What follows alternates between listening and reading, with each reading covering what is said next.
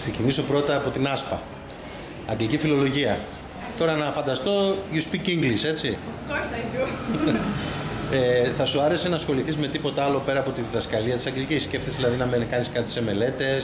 Πώς βλέπεις τον εαυτό σου τώρα που τα όνειρα? Ο στόχος είναι να παρακολουθήσω τη σχολή, να πετύχω στα μαθήματα, να πετύχω ψηλούς βαθμούς ώστε να μπορέσω να βγω από τη σχολή με ένα ψηλό βαθμό και έπειτα θα το κυνηγήσω για διερμηνέας, είναι το φραστικό, δεν είναι προτιμής στόχος η διδασκαλία.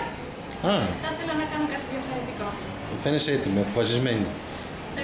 Κυρία Παπαδοπούλου Ανδριάννα, πώς το βλέπεις? Και εγώ κάτι παρόμοιο, δηλαδή δεν θα ήθελα να παραμείνω απλώς να διδάσκω. Θα μου άρεσε να το προχωρήσω, να κάνω κάποιο μεταπτυχιακό, ίσως και εκτός Ελλάδας.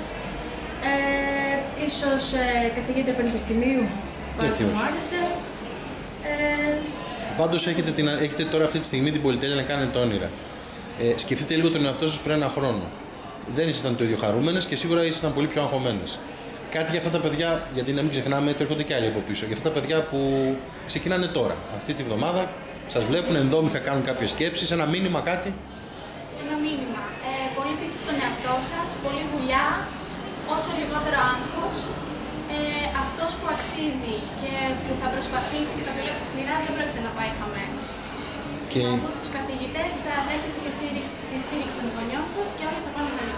Η Ανδριάννα. Δεν χρειάζονται υπερβολές, υπερβολική ταλαιπωρία, δεν χρειάζεται καθόλου άγχος, πάρα πολύ συγκέντρωση σε αυτό που θέλετε να πετύχετε και ότι βάλετε σκοπό με πείσμα κάποια στιγμή θα το καταφέρετε.